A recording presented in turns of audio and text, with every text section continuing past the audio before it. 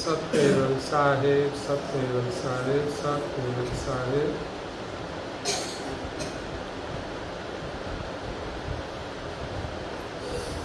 સકર્તા અદ્વૈત લક્ષ્ય બોધ પંચીકરણ પ્રકરણ છે 9. ઈચ્છા વૃત્તિ આદિ નિજ અંશ લક્ષણા સત કૈવલ પરમ યજન પરમાર્થ સાધન ઉલટ ક્રિયા નામ નિરૂપણ. જેના પેટા વિભાગમાં અલગ પ્રકરણો છે. એનું ઉપપ્રકરણ પહેલું છે રજોગુણની 10 આકાંક્ષાઓની ઉલટ ક્રિયા. ગયા પ્રકરણ 8 ની અંદર આપણે શ્રવણ કર્યું હતું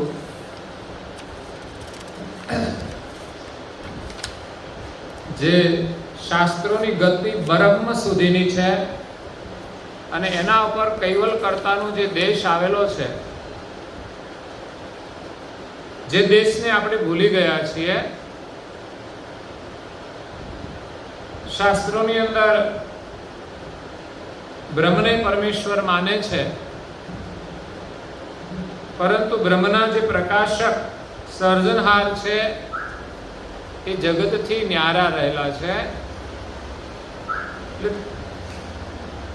જે દેશમાંથી આપણે બધા આવ્યા છીએ અહીંયા વિશ્વને વિશે આ શરીરમાં રહીને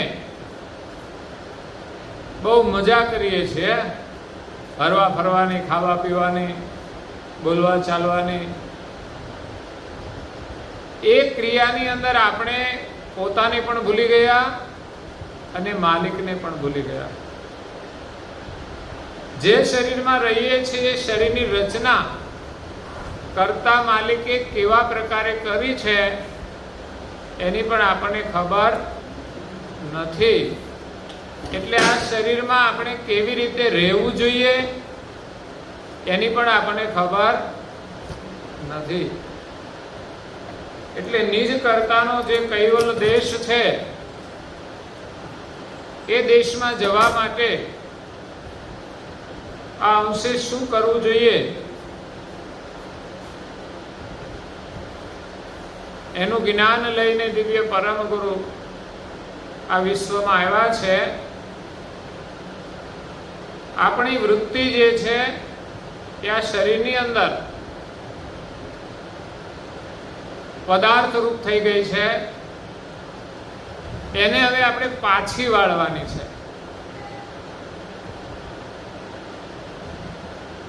એનું નામ છે ઉલટ ક્રિયા. અત્યારે જે ક્રિયા કરીએ છીએ, અંશ જે પ્રકારે વર્તન કરે છે એ વિશેષ પદાર્થ ભાવે કરે છે. તો એ પદાર્થમાંથી વૃત્તિને પાછી વાળવાની, અંતર્મુખ કરવાની. તો એના માટે સૌ પ્રથમ શરૂઆત આપણે ઇન્દ્રિયોથી કરવાની છે. આખું શરીર કેટલા તત્વોનું બનાવ્યું છે એની આગળની કથામાં વર્ણન કર્યું કે કુલ 84 તત્વો ભેગા મળે ત્યારે આ શરીર બને છે. અને 84 તત્વની સાધારણ ક્રિયા બતાવી દીધી કે આ શરીરમાં જેટલા પણ તત્વો મૂક્યા છે એનું કાર્ય શું, એ બધી જ વિગત આપણને પરમ ગુરુએ આગળ સમજાવી. આપણને યાદ ન રહે તો આપણે વારંવાર એનું અધ્યયન કરવું જોઈએ. અને એ ક્રિયાઓ સમજણમાં આવી જાય પછી યાદ ન રહે તો વાંધો નહીં, પણ શું ક્રિયા કરે છે એની આપણને ખબર પડે કે આંખ શું કામ કરે તો કે જોવાનું, કાન સાંભળવાનું, નાક શું કરે હે સૂંઘવાનું, હાથ સેવાનું હે તો હાથ લેવા મૂકવાનું કામ કરે છે. પણ આપણે શું કરીએ છીએ આખો દિવસ હાથથી? શું લઈએ છીએ, શું મૂકીએ છીએ એ વિચારતા નથી. આપણી જે પ્રવૃત્તિનો અભ્યાસ થઈ ગયો છે એ પ્રમાણે આપણે જીવીએ છીએ. બસ ઘરનું આમ તેમ કર્યા કરી, આમથી આમ ને આમથી આમ, એમાં આપણો દિવસ ચાલ્યો જાય છે. પણ ખરેખર જે પરમાત્માએ આ જગતનું સર્જન કર્યું છે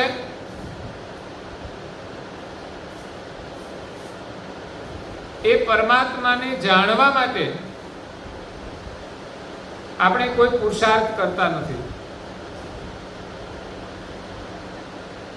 આ હાથ છે, પગ છે, બધું એમણે આપ્યું છે આપણને.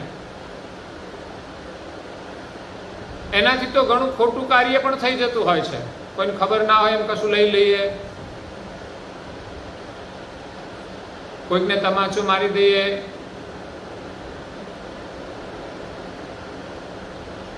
જેનો આપણે વિચાર નથી કરતા. તો અહીંયા દિવ્ય પરમ ગુરુ આપણને આપણા શરીરમાં રહેલા જેટલા પણ તત્વો છે એને આપણે ઉલટાવવાના છે, એને પરમાર્થ પ્રવૃત્તિમાં જોડવાના છે. એ લખ્યું છે કે ઈચ્છા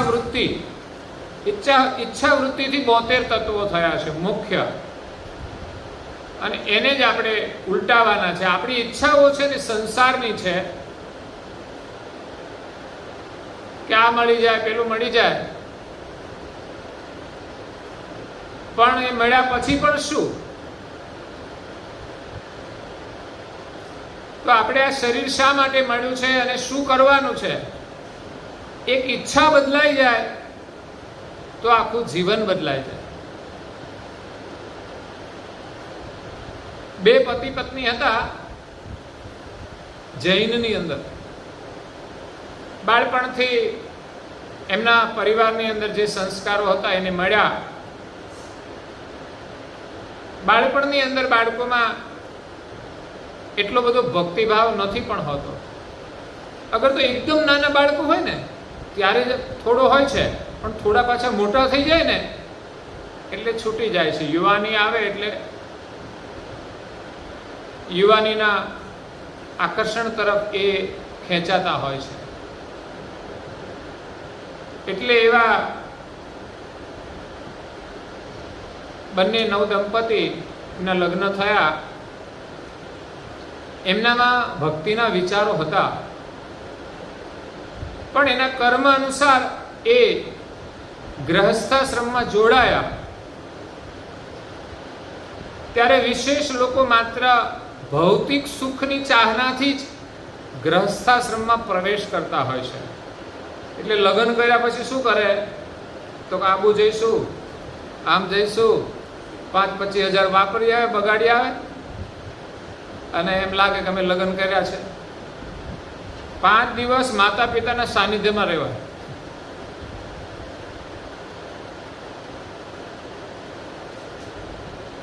તો એવા નવદંપતિએ લગ્નના પ્રથમ દિવસે જ એવું વ્રત રાખ્યું કે કોઈ લૌકિક સુખની ચાહના નહીં. પછી આગળ જતા એમના સંસ્કાર અનુસાર પરિવારમાં માતા પિતાની આજ્ઞા અનુસાર એ ધાર્મિક ક્રિયાઓ કરતા હતા. એમને સંતો પાસે મોકલે તો સત્સંગ સાંભળે. એમ કરતા કરતા સત્સંગના પ્રભાવથી અને સંતોના જીવનથી એનું મન એટલું પ્રભાવિત થયું. એમાં માનો કે ભાઈ ગયા હોય સત્સંગમાં કે બેન ગયા હોય, આપણે તો આવું કરીએ છીએ કે નહીં વિચારવા જેવું છે. માનો કે એક સત્સંગમાં ગયા છે અને ઘરે જઈને આવે તો પૂછે તમે કથામાં શું સાંભળ્યું? પેલા તો ભાઈ કથામાં સત્સંગમાં ગયા હોય એટલે બેન ઘરે હોય તો ઘરે આ તો હુઈ ના ગયા હોય. આપણે તો એવું કે ભાઈ જ્યાં ગયા હોય ત્યાં આપણે તો હુઈ જાવ જલ્દી, બેન જ્યાં ગયા હોય ત્યાં આપણે સુઈ જાવ, ટાઈમ થાય એટલે. આ તો પ્રતીક્ષા કરે, આવે એટલે પૂછે કે કથામાં શું સાંભળ્યું? એક જિજ્ઞાસા. નામ તો ઘણા હોય છે પણ અંતરમાં એક જિજ્ઞાસા હોવી જોઈએ સારું સાંભળવાની, અને એ જ આપણને સારા માર્ગે લઈ જાય છે. તો તો આપણા પરિવારની અંદર, બાળકોની અંદર આપણે એ જાગરણ કરવાનું છે. એમના લગ્ન જીવને 3 વર્ષ થયા, તો એવા જ વિચારોમાં એ 3 વર્ષ કાઢ્યા કે 3 વર્ષે એમની ગાડી એ સ્ટેશન ઉપર ઊભી રહે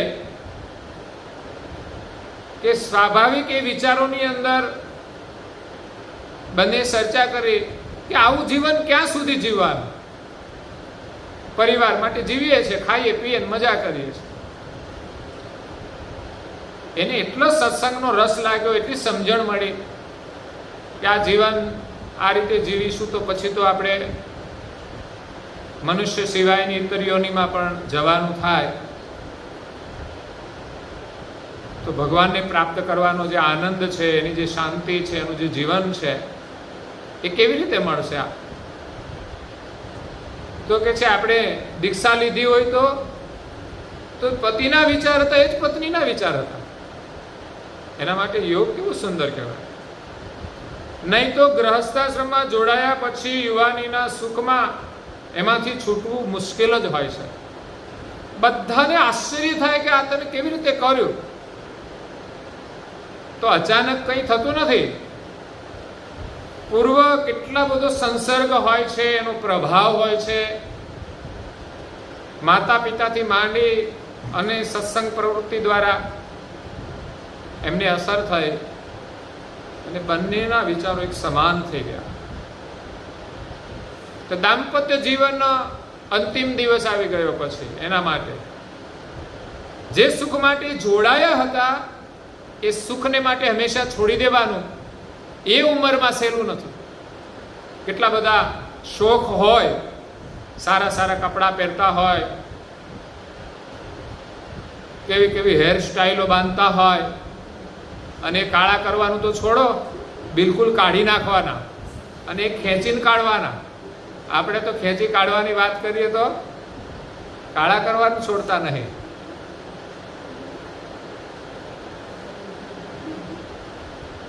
એટલે આ મોહ માયા આપણે છોડવાની છે. એમાંથી આપણે ઉલટ થવાનું છે. ક્યાં સુધી આ નાટકમાં રહીશું? આટલું બધું કરીશું તો અંતે શું? આ શરીર તો વૃદ્ધ થઈ જવાનું છે, વાળે ધોળા થઈ જવાના છે, ઉંમર થયા પછી કાળા કરીશું તો પણ કંઈ લાભ થવાનો નથી. એટલે માત્ર શરીર સુખ અને ઇન્દ્રિય સુખની અંદર જ આપણે જીવન પૂરું કરી દઈએ છીએ. પણ આપણે પોતાને જાણવા માટે, જેણે આ જગત બનાવ્યું છે, માલિકને પ્રાપ્ત કરવા માટે કંઈ કરી શકતા નથી. તો પરમ ગુરુનું આગમન થયું છે કે આ જીવને આ સંસાર ચક્રમાંથી છોડાવી, પોતાના સ્વરૂપને ઓળખાવી અને અંશના જે સજાતિ કરતા છે એની પ્રાપ્તિ કરાવવા માટે આવ્યા છે. એનું અખંડ સુખ આપવા માટે આવ્યા છે. સુખ તો સંસારમાં છે પણ થોડા સમય માટે છે. આ શરીર છોડ્યા પછી તો ભગવાન જાણે આપણે ક્યાં જઈશું અને કેટલું દુઃખ આવશે, સુખ આવશે. પણ ભગવાન તરફ જેટલા ચાલીશું એ જ સુખનો માર્ગ છે, ચિંતા વગરનો માર્ગ છે. અહીં તમે આવ્યા, કોઈ ચિંતા ખરી? કઈ જ નહીં. કોઈ ખર્ચો ખરો? કઈ જ નહીં. એટલે એવો એ માર્ગ છે. અને ઘરમાં આપણે એવી રીતે જીવીશું તો આપણું જીવન પણ સુખી થશે. તો ઈચ્છા વૃત્તિ, 6 વૃત્તિની અંદર ઈચ્છા વૃત્તિ, અહીંયા પણ 6 વૃત્તિ બતાવેલી છે. કૈવલ કરતા, પછી અંશ વૃત્તિ અને પછી ઈચ્છા વૃત્તિ. એના 72 તત્વો છે. આ જે આંબો છે ને એમાં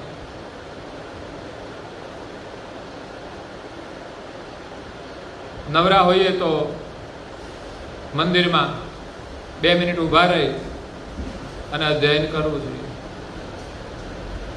નહીં તો બાર ઓટલો તો છે જ.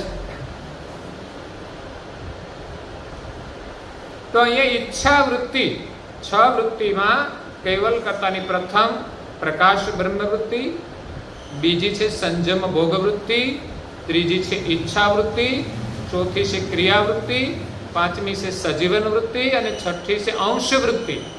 આ 6 વૃત્તિ વડે આ સૃષ્ટિનો આખો સાજ ઉત્પન્ન કર્યો છે. એમાં આપણે અંશ પણ આવી જઈએ તો ઈચ્છા વૃત્તિ આદિ નિજ અંશ લક્ષણા.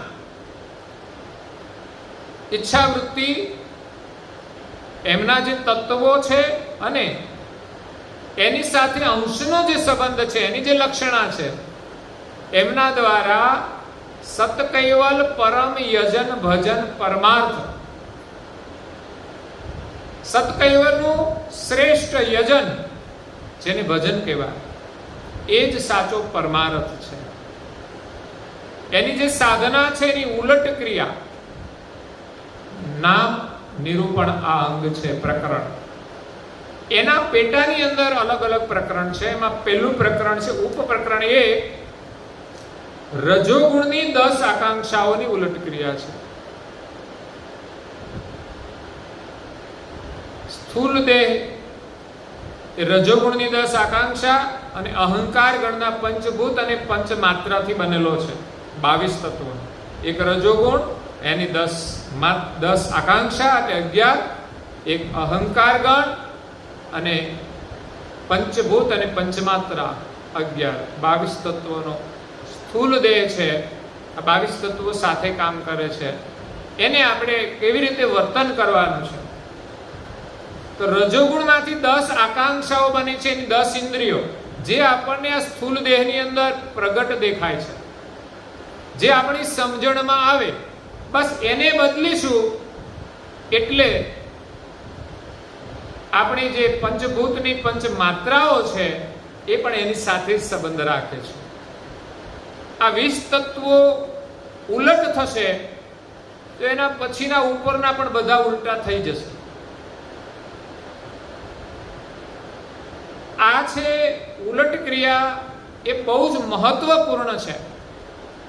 આ જે ઉપપ્રકરણ છે ને એ સમજમાં આવી જાય અને એટલું જ ધ્યાનમાં રાખીએ ને તો પણ પરમ ગુરુની આપણે ભક્તિ કરી શકીએ, આપણી ભક્તિ સફળ થાય. જે આપણે કરીએ છીએ કંઈક એ જ સમજણ આમાં આપી છે, પરંતુ આપણે જેટલું કરીએ છીએ અને જેવા ભાવથી કરીએ છીએ એ પૂર્ણ નથી. મહત્વ એ છે કે આપણે આ ઇન્દ્રિય દ્વારા કઈ કઈ ક્રિયા કરીએ છીએ એની સાથે આપણે મેળવવાનું છે અને કેટલા પ્રમાણમાં કરીએ છીએ, કેવા ભાવથી કરીએ છીએ. તો રજોગુણની 10 ઉલટ ક્રિયાનો પ્રારંભ થાય છે. એમાં પરમ ગુરુ કહે છે કે હે સંત સજ્જન નર નારી, પેલી શરત મૂકી છે, આતુર થઈને આ તમે ઉલટ ક્રિયાનું નિરૂપણ શ્રવણ કરજો. આપણા પ્રત્યે પરમ ગુરુ આતુર થઈ અને કહે છે તે હવે સાંભળો. જે પ્રકરણ સાંભળતાની સાથે આપણામાં પરમાર્થ ભાવ પ્રગટ થાય, માલિક પ્રત્યે પ્રેમ પ્રગટ થાય અને સંસાર પ્રત્યે વૈરાગ પ્રગટ થાય. એક દીકરીએ દીક્ષા લીધી તો એમણે કહ્યું કે તમને આવો વૈરાગ કેમ થઈ ગયો? લગ્ન કરવાની ઉંમર, એ ઉંમરની અંદર વૈરાગ થવો એ બહુ મોટી વસ્તુ છે. શરીર સુખને છોડવું, કુટુંબ પરિવારને છોડવો અને એથી આગળ ત્યાગનો જે માર્ગ છે એને નિભાવવો, એની શરૂઆત જ કઠિન હોય છે. જૈનોની અંદર માથાનું મુંડન નથી કરાવતા પણ એક વાળ ખેંચે છે. આપણે તો એક તાર ખેંચ્યો હોય તો ઊભા થઈ જઈએ. તો એ કઠિન માર્ગ કેમ ગ્રહણ કરે છે? તો કે એણે પરમેશ્વરનો મહિમા જાણ્યો અને એને પામવા માટે એના અંતરમાં જે વિરહ પ્રગટ થયો, જેને લઈને કોઈ પણ દુઃખનો કે પરિસ્થિતિનો સામનો કરવા માટે મન તૈયાર થઈ જાય છે. એ થોડું આપણે સહન કરીએ છીએ, પછી કંઈ દુઃખ નથી રહેતું. એ આપણે સ્વેચ્છાએ સ્વીકારેલું દુઃખ છે. જ્યારે સંસારમાં તો આપણે દુઃખને સ્વીકારતા નથી. આપણે કોઈ ઈચ્છતા નથી કે આ દુઃખ આવે, પણ સહન કરવું પડે છે. કેવી કેવી મુશ્કેલીઓ આવે છે આપણે જોઈએ છે. કોઈના ઘરમાં આવે ને તોય આપણે સાવધાન રહેવું પડે કે કેવા સંજોગોમાં કેવી મુશ્કેલી ક્યારે આવે કંઈ ખબર નથી પડતી. પછી બીમારીની હોય કે સંબંધોની હોય,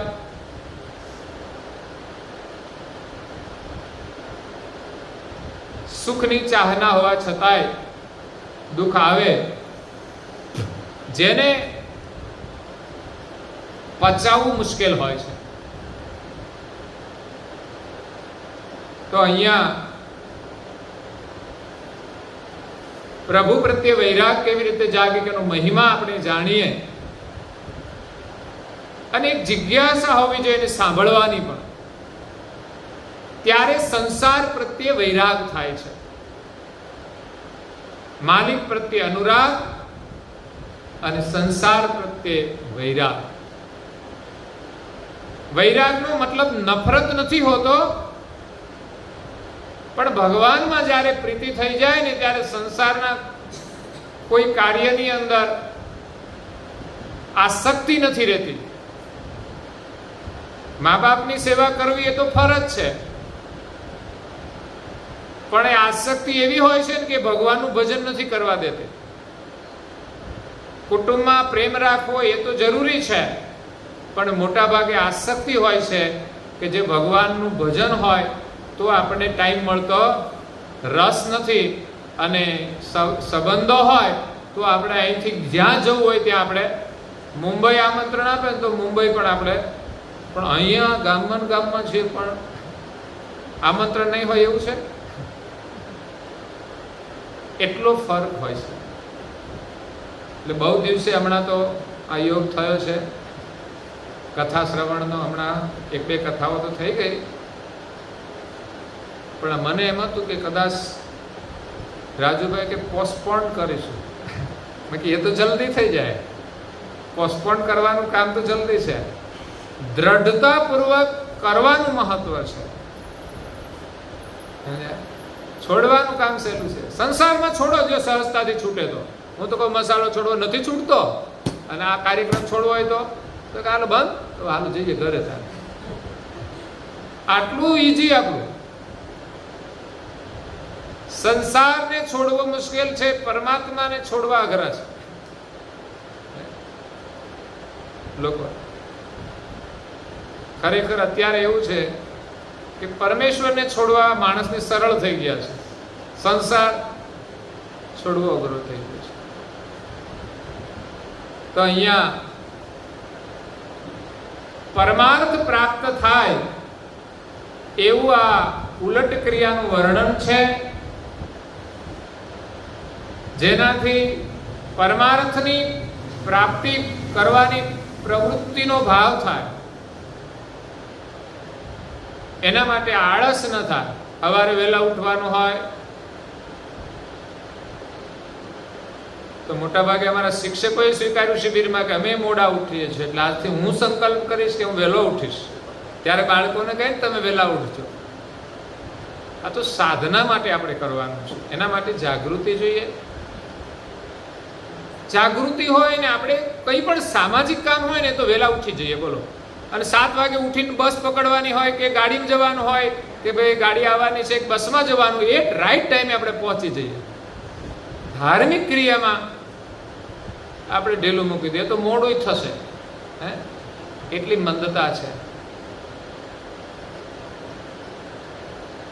તો પરમ ગુરુ કહે છે કે આ ઉલટ ક્રિયા તમે સાવધાન થઈને શ્રવણ કરો.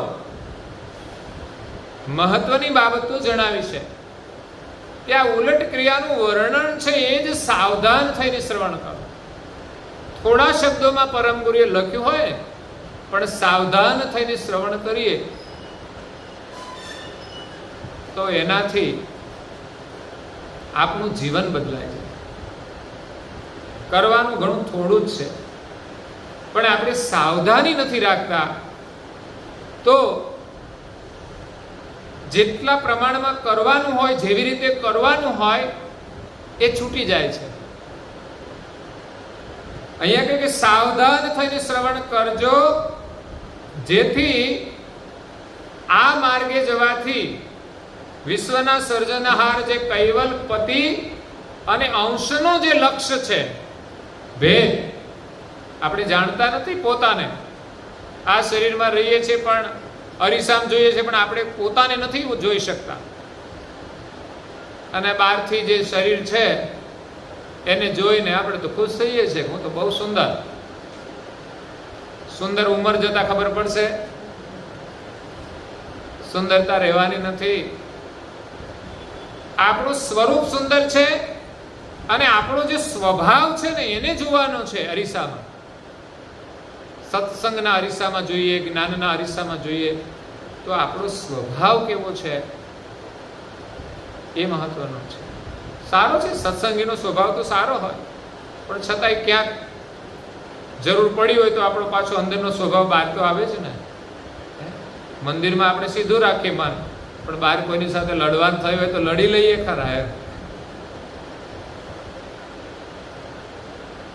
બધી જગ્યાએ આપણે કઈ જતું ના કરીએ. ક્યારેક ક્યારેક પિક્ચર જોવા મળે, બહુ નથી જોવા મળતું, ભગવાનની દયા છે. નહીં તો મને ક્યારેક ક્યારેક દર્શન થયા છે કે લોકો સમય આવે તો લડી લે ખરા. ત્યારે આપણે બધું ભૂલી જઈએ છીએ કે આ બધું કરાય કે નહીં, કેવું લાગે છે સમાજમાં. ઘણા લોકો કંઈક મુશ્કેલી હોય તો શાંતિપૂર્ણ એનું સમાધાન કરી દે છે. ઘણા લોકો લડીને કાર્ય કરતા હોય છે. તો અહીંયા આપણને કૈવલ પતિ અને અંશનો જે ભેદ છે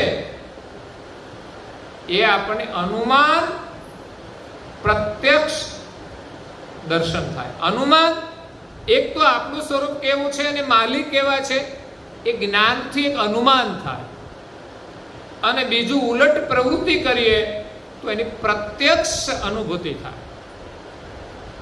હજુ આપણે કોઈ પ્રત્યક્ષ અનુભૂતિ નથી કરતા એટલે આમાં રસ નથી લેતા. હું વારંવાર કહું છું કે અરજણસુ ગામમાં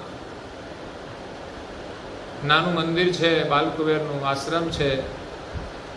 ત્યાં 365 દિવસ બહેનો સત્સંગ માટે આવે છે, અને એક જ પ્રવૃત્તિ સત્સંગ. ભજન પણ ગાય છે, ક્યારે ભજન પણ સારા ગાય છે, પણ એની મેઇન પ્રવૃત્તિ સત્સંગ, ગ્રંથનું અધ્યયન, પરમ ગુરુનું દર્શન, એમની વાણી શ્રવણ કરવાની.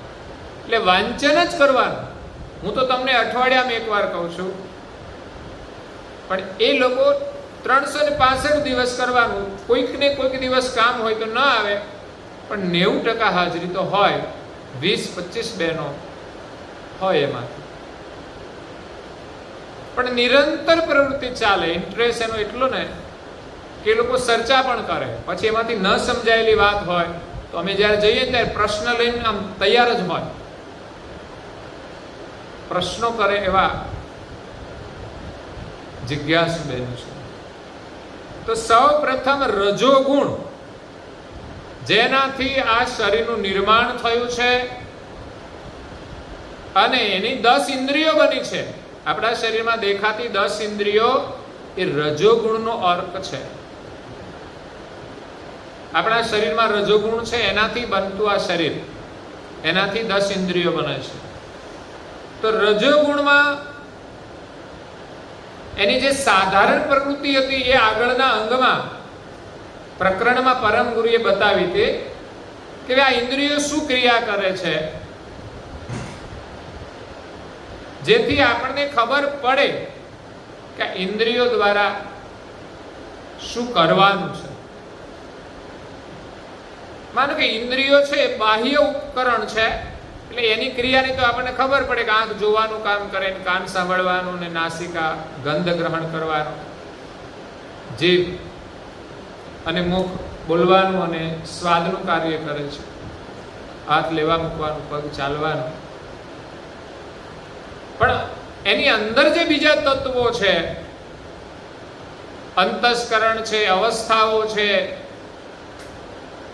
સંભસ્કરણ છે, 10 ભાવનાઓ છે, 10 કાળ છે, એની તો ખબર જ નથી હોતી કે ક્યારે શું થઈ જાય છે.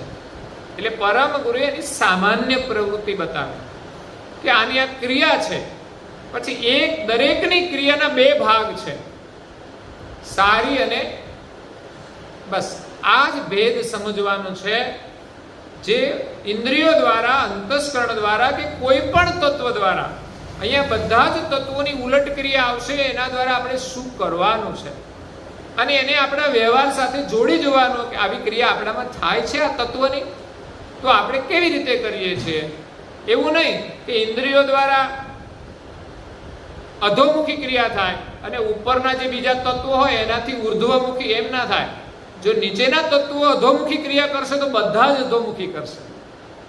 ઉપર જો ઉર્ધ્વમુખી થશે તો નીચેની ઇન્દ્રિયો પણ ઉર્ધ્વમુખી કામ કરશે. તમે મંદિરે આવો તો તમને મંદિરના જ વિચાર આવે ઘરના વિચાર, પણ મંદિરે આવો છો એટલે વિચાર તો અવશ્ય તમારી અંદર આવે જ. અહીંયા આવો તો સદભાવ તમારામાં આવે જ.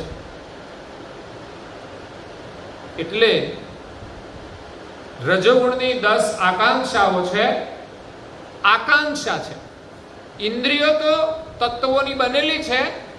જે 10 ઇન્દ્રિયો તો છે, પણ એ ખાલી ઇન્દ્રિયો નથી, એની અંદર આકાંક્ષાઓ પડેલી છે. આંખની અંદર કઈ આકાંક્ષા છે? જોવાની. અહીંયા સૌ પ્રથમ દિવ્ય પરમ ગુરુ કાનની ઉલટ ક્રિયા બતાવે છે. સૌ પ્રથમ શબ્દ, આકાશ તત્વની શબ્દ માત્રા છે અને શબ્દને ગ્રહણ કરનાર કાન છે અને બોલનાર મુખ છે. તો કાન એ જ્ઞાન ઇન્દ્રિય છે અને મુખ એ કર્મ ઇન્દ્રિય છે. એક જ માત્રાને ગ્રહણ કરનાર એક કર્મ ઇન્દ્રિય છે, એક જ્ઞાન ઇન્દ્રિય છે. એટલે પરમાત્માએ આ બંને વ્યવસ્થા કરી છે. એક ઇન્દ્રિય દ્વારા ક્રિયા થાય છે અને બીજી ઇન્દ્રિય એ ગ્રહણ કરે છે. તો અદ્ભુત રચના માલિકે બનાવી છે, એને જોઈને જ પરમાત્મા યાદ આવે. પણ આપણે તો જેમ બોલવાનું હોય એમ બોલવાનું આપણને ગમે છે, પણ આ સરસ ક્યાંથી આવે છે અક્ષરો અને માલિકે આ વ્યવસ્થા કરી છે. જો એમાં ગડબડ હોય ને તો આપણે બોલી ના શકીએ. પેલો છોકરો આવે છે ને પેલા ફળિયામાંથી, એને જોઈને આપણને વિચાર થાય કે એ નથી બોલી શકતો, તાળું માર્યું છે અને આપણને ભગવાને બોલવાની છૂટ આપી છે, તો આપણે શું બોલવું જોઈએ? એને બોલાય નહીં તો સંભળાય પણ નહીં. આ બે સાથે હોય ને સંભળાય ને બોલાય નહીં તો બહુ મુશ્કેલી. સાંભળીને કંઈ બોલવું હોય તો બોલાય નહીં તો મુશ્કેલી થઈ જાય. કોઈ અપશબ્દ એને કહે કે ગમે તે રીતે બોલાવે તો સાંભળતો હોય તો વધારે મુશ્કેલી થાય ને, અકળામણ ના થાય. પણ બોલે નહીં ને સાંભળે પણ નહીં એટલે તકલીફ ના રહે. એટલે કાન પરમાત્માએ બનાવ્યા છે. આ કાનની અને કાનના ઓલા જે ઉપરના છે દેખાવના, એ ના હોય તો ખાલી છિદ્ર હોય તો સંભળાય તો ખરું જ, પણ પરમાત્માએ કાન બનાવ્યા છે. શા માટે બનાવ્યા છે? ચશ્મા આવ્યા એટલે હવે એમ લાગ્યું કે આ ચશ્મા માટે બનાવ્યા છે, પણ બુટીઓ તો તમે પહેલેથી પહેરો છો. ચશ્મા નહોતા ત્યારના, નહીં તો તમે શણગાર ક્યાં લગાવત?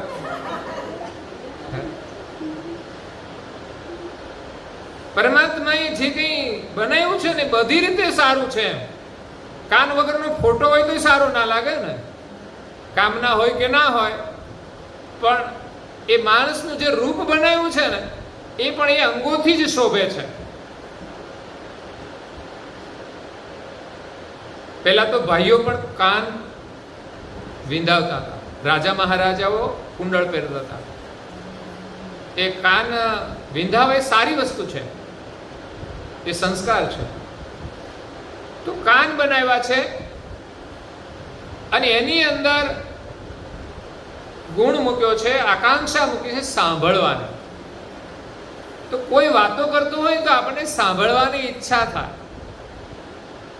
પછી તો માણસ જેવો અભ્યાસ કરે, જેવી રુચિ હોય, કોઈને ઈચ્છા થાય મોબાઈલ ખોલે એટલે ચાલો પિક્ચરના ગીતો સાંભળીએ, કોઈને વળી એમ થાય ભજન સાંભળીએ. સાંભળવાનું કામ તો બંને કરે છે.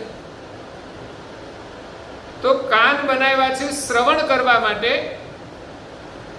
મનોરંજન માટે માણસ કરે તો વધારાનું, પરંતુ સામાજિક વ્યવહાર માટે આપણે વાતચીત કરવી હોય જરૂરી. આપણે સ્કૂલમાં ભણવા ગયા તો સાંભળતા ના હોઈએ તો કેવી રીતે આપણે શીખી શકીએ? હા, ઘણા લોકો એવા હોય શીખતા હોય પણ બહુ સમય લાગી જાય. પણ આપણે સાંભળતા હોઈએ અને જેટલું સમજી શકીએ એટલું એમ જ નથી સમજાતું. એટલે એમ લાગે કે કાનની કેટલી જરૂર છે.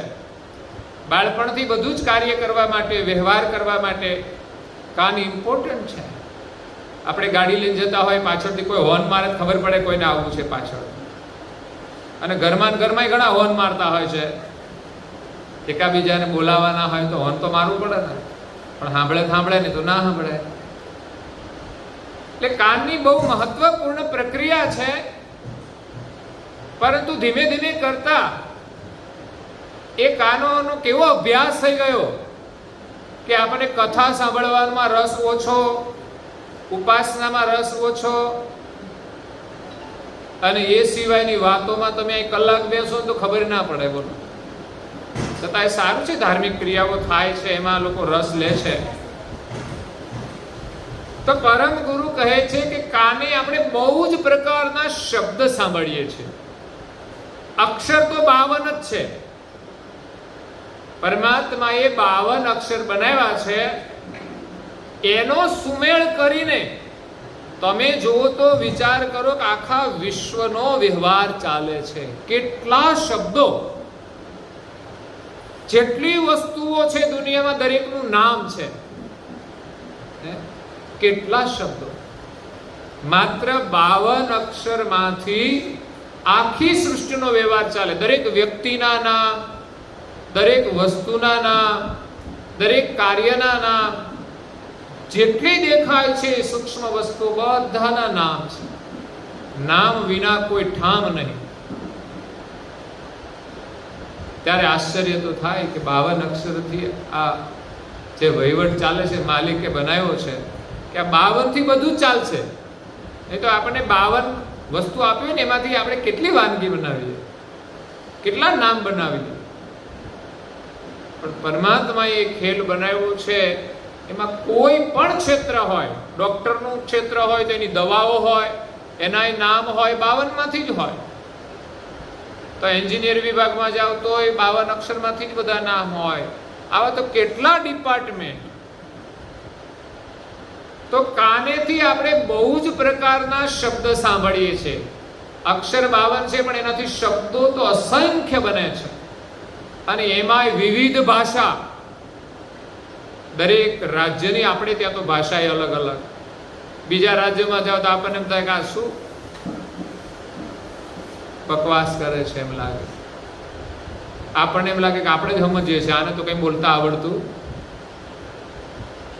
એટલે આપણી ભાષા એના માટે એવી હોય છે. અને જે પ્રકારે લોકો સાંભળે છે એ પ્રકારે બધા આચરણ કરે છે. જે પ્રકારના વિસ્તારમાં જેવું સાંભળતા હોય ને એ પ્રમાણે પછી દરેકનું આચરણ પણ હોય છે. ઘરમાં પણ જેવી ભાષાના શબ્દો સાંભળે એ ભાષા આવડે અને વર્તન પણ એ પ્રકારે કરતા હોય છે. પરંતુ પરમ ગુરુ કહે છે કે જે શબ્દ સાંભળવાથી આપણો લાભ કૈવલ કર્તા સાથે થાય, અગર તો નિજ પદ કર્તા પદ સાથે થાય, ત્યાં આપણો લાભ પહોંચે, એનું સ્મરણ થાય, એવા વચન સદાય કાળ સાંભળવા માટે અંતસ્કરણની યોજના કરવી જોઈએ. આ યોજના સરકાર યોજના કરે છે ને, આ યોજના કરો એટલે હાલે પછી બધું. આપણે કોઈ યોજના કરીએ છીએ? આપણા અંતસ્કરણ દ્વારા આપણે શું સાંભળવું એની પણ એક યોજના હોવી જોઈએ. અઠવાડિયામાં સત્સંગ સાંભળવો, અઠવાડિયામાં એકવાર ગ્રંથનું વાંચન કરવું, આ એક યોજના. કોઈની સાથે મળીએ ને તો પણ શું વાત કરવી, અગર તો આપણે રસ્તામાં ચાલ્યા જતા હોઈએ તો પણ આપણે કંઈક ને કંઈક તો સાંભળતા જ હોઈએ છીએ. પેલા કોઈનું સાંભળેલું હોય એને આપણે પાછું યાદ કરીએ તો એ પણ એક શ્રવણનો જ પ્રભાવ છે. કોઈએ આપણને અપશબ્દો કયા, પણ એકવાર સાંભળ્યા પછી આપણે કંઈ ભૂલી જતા, ફરી વારંવાર એ સંભળાતા હોય છે. એ ના સંભળાવે પણ આપણી જાતે જ આપણને સંભળાયા જ કરે અંદર ને અંદર. તો એવા આપણે શબ્દો સાંભળીએ કે નિરંતર આપણી વૃત્તિનો લાભ, એનું સ્મરણ કરતાનું આપણને થાય. નિજ પદ, આપણે જે ઘરેથી આવ્યા છીએ એ ઘર આપણને યાદ આવે, આપણું પોતાનું ઘર. અહીંયા તો ક્યાંય આપણે સ્થાયી નથી. અને આપણા માલિક જે આખી સૃષ્ટિનો વહીવટ કરે છે અને એના સાનિધ્યમાં જ સાચો આનંદ છે. અહીંયા તો કાયમને માટે આપણે આનંદમાં રહી શકવાના જ નથી, લાખ પ્રયત્ન કરીએ. આપણે શરીરના સુખ માટે કેટલી સગવડો કરીએ છીએ, છતાંય દુઃખીના દુઃખી જ રહેવાના. અંતકાળે દુઃખી અવસ્થામાં શરીર છોડવાનું, એની કોઈ વ્યવસ્થા કરી? હાલો ગરમી છે તો આપણે એસી લાવ્યા, ઠંડક થઈ ગઈ. પણ છેલ્લે જ્યારે શરીર છોડવાનું થશે ત્યારે દુઃખ થશે, એ દુઃખ ના થાય એના માટેની કોઈ વ્યવસ્થા કરી? તો કે જેટલા લોકો ભગવત ભજન કરે છે એની વ્યવસ્થા છે કે અંતકાળે ભગવાનનું સ્મરણ થાય તો દુઃખ ઓછું થઈ જાય, દુઃખ છૂટી જાય. તો અનેક પ્રકારના શબ્દ સાંભળીએ છીએ ત્યારે સદાય કાળ એવા વચનો સાંભળવાના છે કે નિરંતર ભગવત સ્મરણ થાય. આપણે થોડા સમય માટે સાંભળીએ પણ એનો પ્રભાવ એવો થઈ જાય, આપણામાં એવી ભાવના જાગી જાય કે આપણે ભગવાનની સ્મૃતિ ભૂલાય નહીં, ભગવાનનું સ્મરણ ભૂલાય નહીં. જે ઓલું ચાલુ કરે ને, પેલું મશીન નાનકડું લાવ્યા છે, એની સ્વિચ પાડેલી બોલ્યા જ કરે, બોલો વિરામ લીધા છે બોલ્યા જ કરે. એ મશીન સારું કહેવાય આપણા કરતા.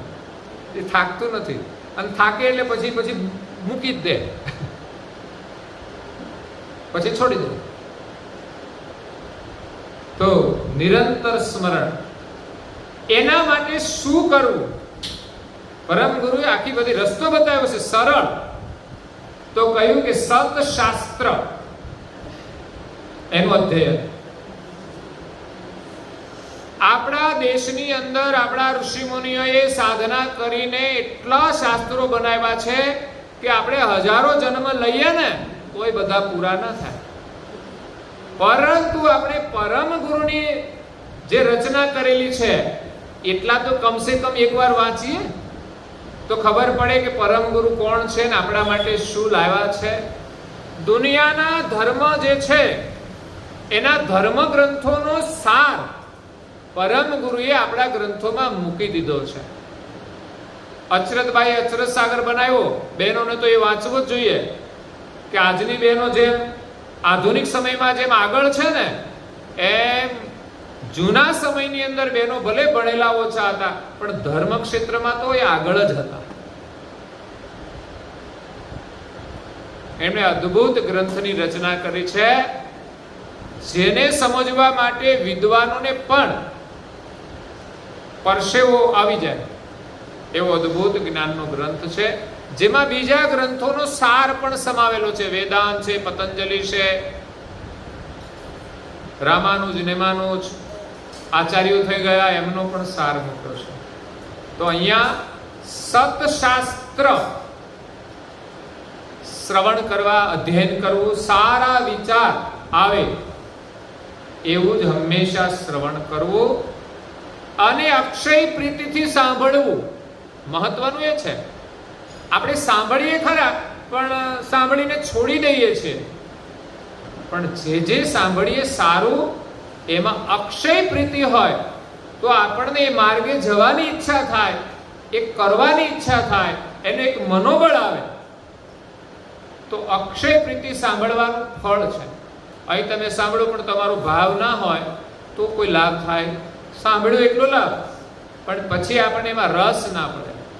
આ ગ્રંથ વાંચો તો પણ આ બેન વાંચી જતી હતી પણ વચ્ચે ક્યાંય ફૂલ સ્ટોપ નહોતો આવતો, એમને હળંગ વાંચી જવાય. વાંચવાનું છે અને સાથે સાથે થોડી સમજણથી વાંચવાનું કે હું શું વાંચું છું. ભલે જેટલું સમજાય એટલું, પણ એવી પોઝિશનમાં વાંચવું જોઈએ કે સાંભળનારા પણ થોડું વિચારી શકે. તમે એક જ લાઈનમાં વાંચી જાઓ તો તમને ખુદને ખબર ન પડે અને સાંભળનારાને પણ ખબર પડે નહીં. એટલે થોડું બ્રેક કરીને વાંચવું પડે, જેથી વસ્તુ સમજમાં આવતી જાય. તો શબ્દશાસ્ત્રનું અધ્યયન, સારા વિચારો આવે એવું શ્રવણ, અત્યંત અક્ષય પ્રીતિ રાખીને સાંભળવું, અને એ સિવાયના જે વચનો અકારણ હોય એ મનથી એનો ત્યાગ કરી અને કાને શ્રવણ કરવા નહીં. કારણ કે મન ત્યાગ કરે તો કાન ન સાંભળે. તો મનની ઈચ્છા હોય તો પછી કાન તો સાંભળવાનું જ છે. અકારણ વચનો સાંભળવા, અકારણ જે જરૂરી નથી એ કચરો છે. દુનિયાદારીની વાતો, તમે બેસો કથા પછી કલાક બેસો, ચાલો કેટલી મહત્વપૂર્ણ વાતો કરશો. અકારણની વાતો હોય, જે તમે વાત કરી એ કોઈ જરૂરી છે, એનું કોઈ પરિણામ છે. તમે કોઈને વાત કરી શકો છો કે ભાઈ આવું છે, કામ છે, તો કરી શકો છો. પણ કંઈ જ કામ ન હોય, એ કંઈ પૂછે ને આપણે એને કંઈ જરૂર ના હોય તો વાતો કરવાનો કોઈ અર્થ નથી. જ્યારે આપણે વાતો કરીએ અને સાંભળીએ છીએ ત્યારે સંસ્કાર બની જાય છે. આવી વાતો કરવામાં આનંદ આવે, એવી સાંભળવામાં પણ રસ પડે, અને તમે જે સાંભળો એ બીજાને જઈને પીરસવાના. તમે સારી વાત સાંભળી અહીંયા કથામાંથી, તમે કોઈને પીરસી? કેમ? અક્ષય પ્રીતિ રાખીને સાંભળો, એનું કેટલું મહત્વ છે, અને એ જ આપણા પરિવારના કલ્યાણ માટે કરવાનું છે. પરિવાર આપણો અહીં સુધી પહોંચે એ પણ ભાવના આપણી જાગવી જોઈએ. આપણે સ્વયં જાગીએ અને પાછું આનું અધ્યયન પણ કરો ઘરે જઈને, કે આપણે જે સાંભળ્યું એક વાર નહીં 3 વાર વાંચો. આપણા બાળકો પરીક્ષા આપે, પૂછજો કેટલી વાર વાંચે છે. મિનિમમ 10 વખત મને લાગે છે આખા વર્ષમાં એનું રિપીટેશન થતું હશે. અને એ પણ માત્ર ગોખવા માટે નથી. એ જે કંઈ તમે અધ્યયન કરો 10 વાર, એ જેટલું તમારી સમજણમાં રહે ને એટલું જ ભણવામાં ઉપયોગી હોય છે આગળ જવા માટે. અહીંયા પણ કથા શ્રવણ કરીએ, જેટલું સમજણમાં આવે એટલું જીવનમાં ઉપયોગી છે. નહીં તો ઘણીવાર ખાલી સમજણ હોય પણ આચરણ ના હોય તો લાભ થતો નથી. એટલે અકારણ જેટલા વચનો હોય એટલા મનથી ત્યાગી અને કાને શ્રવણ કરવા નહીં. તો કરવા યોગ્ય કર્મ, પરમ ગુરુ ઉપાસના, ધર્મ નીતિ. ધર્મ એ છે, કર્તવ્ય છે એ કરવાનું છે, અને આપણું જે કંઈ કર્તવ્ય છે એ નીતિ રાખીને કરવાનું. તમે ગૃહસ્થાશ્રમમાં હોય, તમારું ઘણું કર્તવ્ય હોય છે. એવું નહીં કે તમે બહુ વધારે સમય આપી શકો, પણ અમુક સમય કાઢવો જોઈએ. અને એ સિવાય તમારું જે કર્તવ્ય કર્મ હોય એ પણ તમે ધર્મ સાથે કરો, નીતિ સાથે કરો. અને સદકર્મને વિશે નિષ્ઠા પણ બહુ રાખવાની. સારું કર્મ કરવામાં નિષ્ઠા. પરાણે કરવાનું નથી કશું, નિષ્ઠાથી કરવાનું છે. એ નિષ્ઠા એવી હોય કે કર્મ ક્યારે છૂટે નહીં. પરમ ગુરુની જે કંઈ સેવા પૂજા કરીએ, નિષ્ઠાથી કરીએ તો કોઈ પણ સંજોગોમાં આપણે કરીશું. મંદિરે દર્શનથી માંડી અને જે કંઈ સેવા પૂજા, સ્મરણ, ધ્યાન. તમે ભજન ગાઓ તો માત્ર ગાવા માટે નથી. એમાં આવે કે તમે સેવા કરજો, પછી અહીંથી કોઈને ફોન ના કરવો પડે કે તમે આવજો. 50નું ટોળું જવા માટે થઈ જાય તો અહીંયા આવવા માટે 50નું ટોળું ના થઈ જાય. 50નું નહીં પણ 10નું તો થઈ જાય. તો એ વસ્તુ છે મહત્વની. સત્કર્મમાં નિષ્ઠા રાખવી, વર્ણાશ્રમની યુક્તિ અને પ્રીતિ વડે સેવન કરવું. વર્ણ આશ્રમ પ્રમાણે દરેકને સાંસારિક જીવનમાં વ્યવહાર કરવાનો હોય તો વર્ણ આશ્રમ જે હોય એ પણ આપણે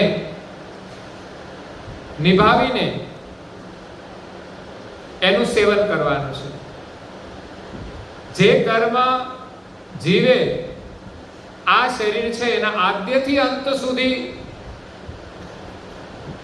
એ કરવાનું છે.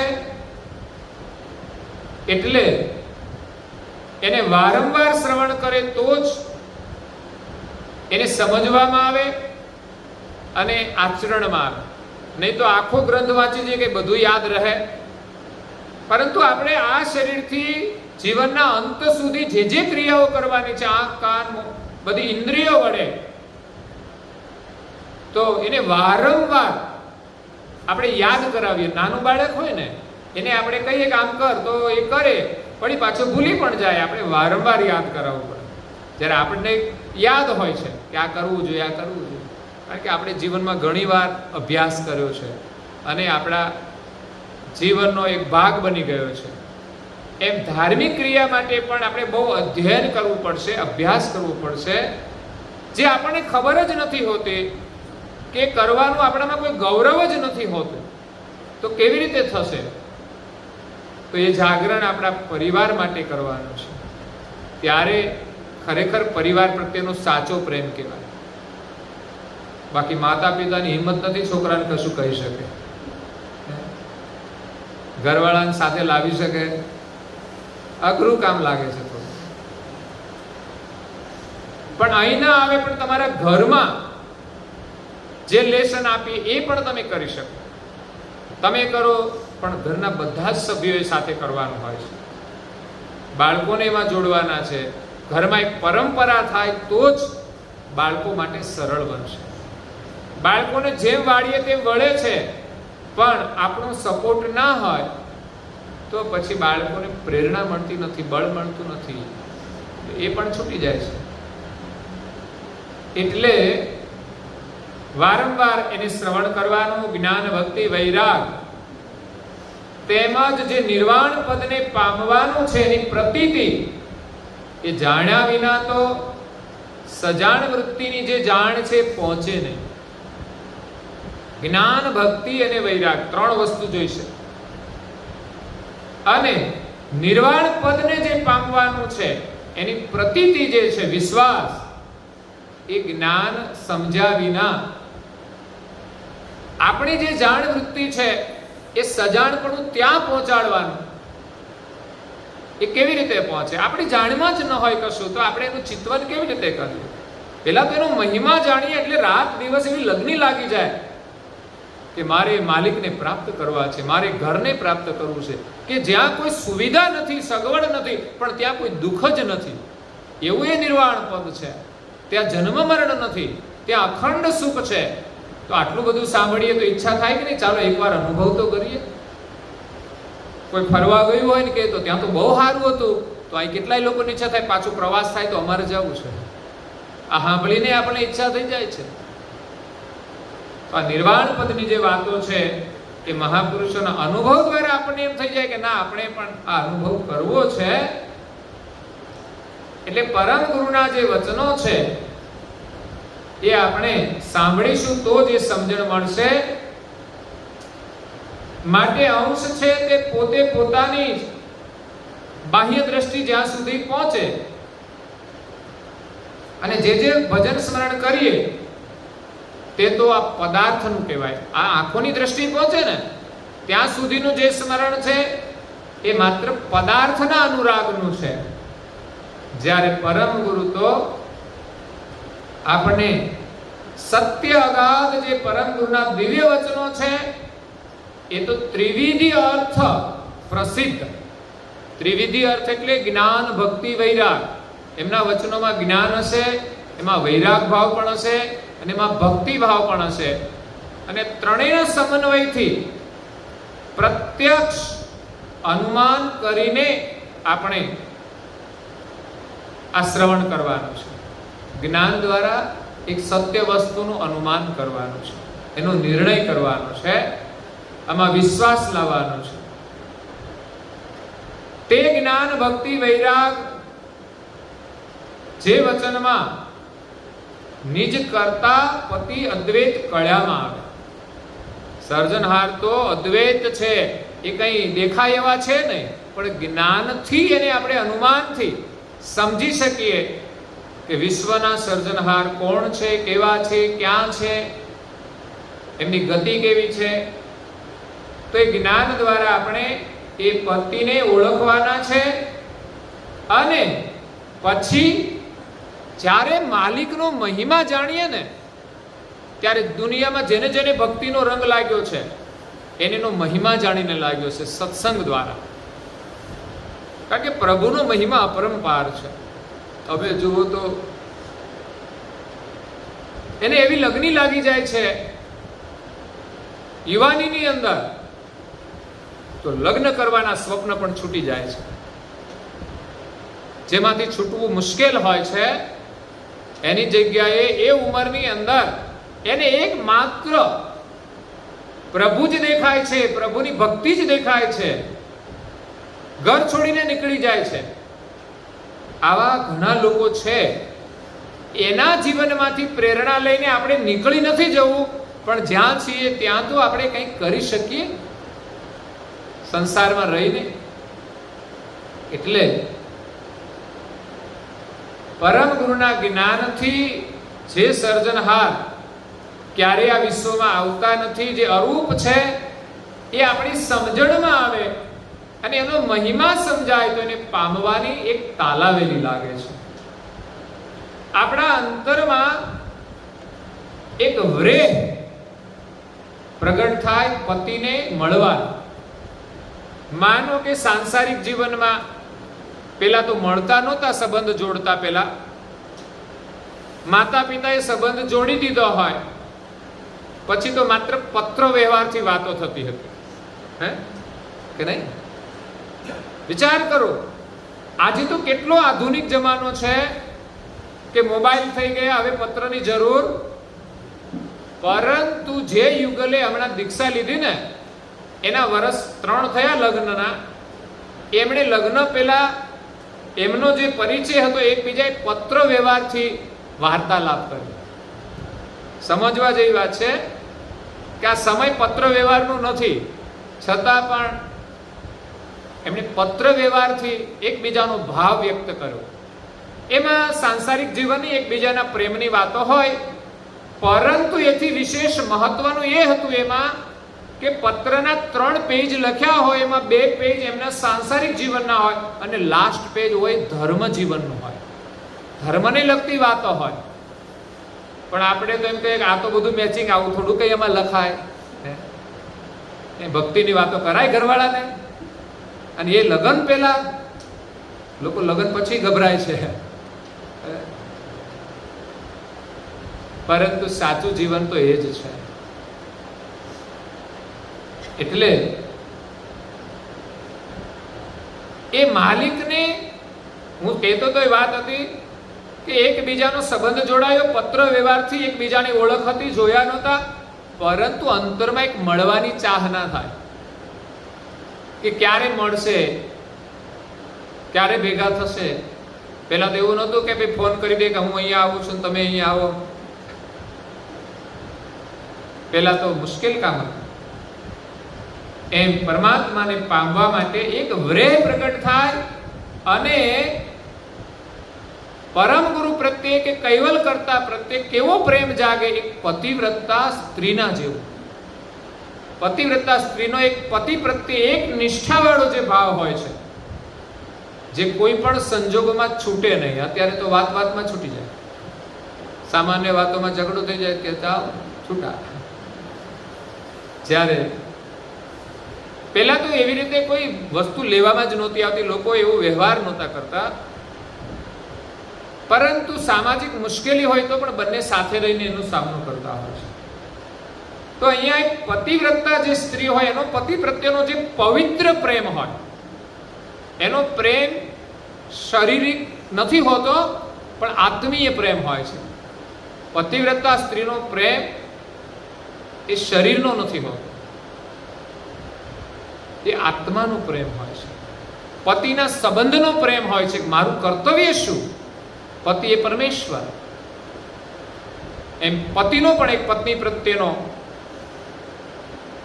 પોતાના ધર્મનો પ્રેમ હોય છે.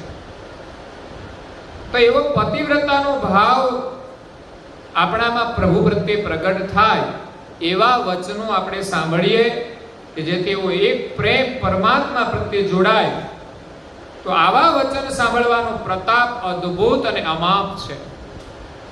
સત્સંગનું મહત્વ અદ્ભુત છે. જેના જેના જીવનમાં પરિવર્તન આવ્યું છે, સમજણ આવી છે, સત્સંગથી જ આવી છે. ભક્તિનો ભાવ સત્સંગથી જાગૃત થયો છે. તો જેનો યોગ આપણને પરમપદ પ્રાપ્ત કરવા માટે સુલભ થાય, તો સત્સંગ આપણને પરમાર્થ પ્રાપ્ત કરવા માટે, પરમપદ પ્રાપ્ત કરવા માટે બહુ જ ઉપયોગી વસ્તુ છે. એક તો આપણે કથા સાંભળીએ, સાંભળ્યા પછી આપણામાં એ વિચારો પ્રવેશ કરે છે, એમાંથી આપણે સમજણ પ્રાપ્ત થાય છે. પછી વારંવાર આપણે ગ્રંથ અધ્યયન કરીએ તો આપણામાં એક જિજ્ઞાસા પ્રગટ થાય સારું જાણવાની, સારું કરવાની. વારંવાર સાંભળીએ, વારંવાર વાંચીએ, ખરેખર આમ રસ પડે આપણને સારું જાણવાનું. રસ બધાને હોય, કંઈક વાતો થતી હોય તોય લોકોને ઇન્ટરેસ્ટ હોય છે. એમ સારી વાત સાંભળવાનો રસ, જેનાથી આપણને પરમ પદ પ્રાપ્ત કરવાનું સરળ બની જાય, એની સમજણ આપણને સરળ પ્રાપ્ત થાય. એટલે આતુરજન હોય, આતુરતા એટલે જે તમારા કોઈ સ્નેહી હોય, એ આવવાના હોય અને તમે એની રાહ જોતા હો, અને એ રાહ કેવી રીતે? આતુરતાથી. જેમ શબરી રામની રાહ જોતી હતી દર્શન માટે, એની આતુરતા હતી. તો અહીંયા પરમ ગુરુ કહે છે કે જે આતુરજન, આતુરનો અર્થ છે આરતજન, જેનામાં પ્રેમની આરત હોય, એ આતુરજન હોય. એના માટે તો એને સાંભળવાથી એમ લાગે કે પરમેશ્વર અહીંયા જ છે, મારી સામે જ છે, મારી સાથે જ છે, એવો વિશ્વાસ બંધાય છે. પછી એ ભક્તિનો રંગ લાગે, પછી દુનિયા સામે જોતા, પછી જે ખાવાનું મળ્યું કોઈ ચિંતા, મળ્યું ના મળ્યું કોઈ ફરિયાદ નહીં, કપડાની કોઈ ચિંતા નહીં. અને અત્યારે લોકો એટલી બધી ચિંતા કરે છે તોય પણ કઈ શાંતિ મળતી નથી. એટલે આપણે સાંભળવા વિશેનું મહત્વ છે. સમય તો થઈ જાય છે એટલે આપણે કદાચ જે વાતો ફરી યાદ આવશે, કારણ કે પુનઃ કથામાં સાંભળવા વિશેનો મહિમાની, તો હજુ એનો પ્રારંભ કરીને પછી આગળની ઉલટ ક્રિયામાં આપણે જઈશું. કારણ કે આ ઉલટ ક્રિયા એટલી બધી મહત્વની છે કે સાંભળવાનું કેટલું મહત્વ છે ને શું સાંભળવું, સારાંશમાં જ કહી દીધું કે જેનો યોગ પરમ પદ સાથે થાય એવું જ સાંભળવું, એ સિવાયના અકારણ વચનો સાંભળવા જ્યાં ત્યાં ઊભું રહી જવા નહીં. અને ઊભા રહીએ ને એમ લાગે કે વાતમાં કોઈ દમ નથી, નીકળી જ જવાનું. ઓટલા પરિષદમાં તો રહેવાનું જ નહીં. ભાઈઓની પણ વાત હોય છે, ગમે ત્યાં બેસીને ગમે તે સાંભળવાનું હોય અને સમય બરબાદ નહીં કરવાનો. આપણા માટે સ્મરણ કરવાનું કોઈ માધ્યમ જોઈએ, કઈ એક્ટિવિટી જ પણ જોઈએ. તો ભગવાન આપણને જે કંઈ પ્રેરણા કરે એવી પ્રવૃત્તિ કરી અને આપણે ભગવત સ્મરણ કરવું જોઈએ. તો લાભ ગુમાવવો જોઈએ નહીં અને અક્ષય પ્રીતિ રાખીને સાંભળવાનું. જ્ઞાન ભક્તિ વૈરાગના પરમ ગુના જે વચનો છે એ વારંવાર શ્રવણ કરવા, વારંવાર એનું અધ્યયન કરવું જોઈએ. જેમ આપણા બાળકો ભણે છે, એને આપણે સારા નંબરે પાસ કરવા હોય તો શું કરવું પડે? એને વારંવાર અભ્યાસ કરાવવો પડે છે. એમાં આપણે પણ ભક્તિ માર્ગે આગળ વધવું હશે તો વારંવાર આ વસ્તુ શ્રવણ કરીશું. તો ફાયદો એ થશે કે બીજું જે નકામું સાંભળવાની જે ભાવના છે ને એ જ નીકળી જશે અને સારું સાંભળવાની વિશેષ ભાવના થશે. તો એનાથી આપણે નિરંતર એના સ્મરણમાં રહીશું. કંઈક સાંભળવાનું હોય છે, કંઈક કરવાનું હોય છે. જ્યારે જ્યારે સાંભળવાનો યોગ થાય ત્યારે આ વિવેક રાખીને સાંભળવાનું. પરમ ગુરુએ કહ્યું છે એ પ્રમાણે છે તો સાંભળો, ના જરૂરી હોય, નકામું હોય તો ન સાંભળો. તો આ સાથે અહીંયા આજના પ્રવચનને વિરામ આપીએ છીએ. બાકી આગળની કથા આપણે આવતી કથામાં શ્રવણ કરીશું. તો પાછા આવજો અને 5ને સંદેશો તો કમસે કમ આપજો. હું લખું છું કે કથાનો સંદેશ તમે 5 લોકોને આપવાનો સંકલ્પ કરો કે આજે અમે કથામાં જઈએ, તમે આવજો. આવે ન આવે એના ઉપર આધાર છે, પણ તમારા કર્તવ્યની અંદર વિશેષ ભાવના થશે. અને 5 વખત કહેશો તમે તો એકાદ વખત આવે એવું બની શકે, તો તમને એનું પુણ્ય પ્રાપ્ત થશે. તમારા ઘરમાંથી નવરાજ હોય તો લાવવા માટે પ્રયાસ કરજો. કે તમે કંઈ બોલવાનું નથી, સાંભળવાનું જ છે કશું. ઘણા લોકો કે અમને તો આવડે નહીં ભજન, પણ આપણે સાંભળીએ તો પણ સ્મરણ થાય. એટલે કાન દ્વારા શું સાંભળવું એનું બહુ મહત્વ છે. કારણ કે કાનથી જે અંદર જશે ને એ અહીંથી બહાર નીકળવાનું છે, મુખ દ્વારા. પણ આપણે હજુ સાંભળીએ છીએ સારું સારું, હજુ બહાર ના નીકળે સમજવાનું. હજુ આપણે બહુ સાંભળવું પડશે. એટલું સાંભળીએ કે અહીંથી બહાર નીકળવું જોઈએ, ઓવરફ્લો થવું જોઈએ. હજુ આપણે ઓછું સાંભળીએ છીએ, કાં તો સાંભળવામાં અક્ષય પ્રીતિ ઓછી છે કે હજુ મુખ દ્વારા નીકળતું. કારણ કે આ પરમાર્થનો માર્ગ જ એવો છે કે આપણે કઈ લોકોને આ સારો ઉપદેશ આપવો પડશે, એટલું ગૌરવ આપણામાં આવશે, પરમાર્થ ભાવના આવશે, ત્યારે આપણું કાર્ય સિદ્ધ થશે. આ સાથે કથાને વિરામ આપી. અસ્તુ કેવલ સારા.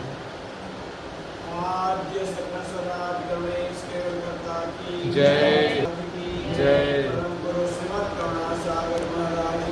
જય પૂજ્ય પારસી નારદાસજી મહારાજ કી જય શ્રી બલદેવદાસજી મહારાજ કી જય શ્રી ભગવાનદાસજી મહારાજ કી જય શ્રી પ્રયાગદાસજી મહારાજ કી શ્રી શીતલદાસજી મહારાજ કી શ્રી કવિચંદાસજી મહારાજ કી શ્રી ધર્મપ્રિયદાસજી મહારાજ કી શ્રી સર્વ સંતન કી શ્રી સર્વદેવન કી શ્રી જ્ઞાન સંપ્રદાય કી શ્રી ગુરુ ગાદી સાક્ષાપુરી કી શ્રી કૈવલ ધામ કી જય સત્સંગ ધામ ગુણાવર્તિકા સત કેવલ સારા.